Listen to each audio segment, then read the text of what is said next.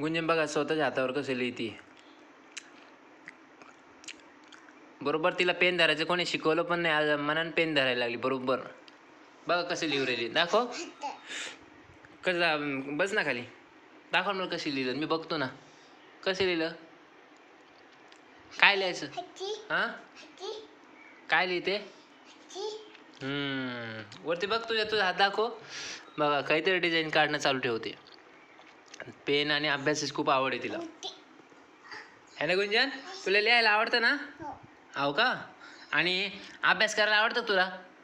हो का. बघा खूप आवडतं गुंजन.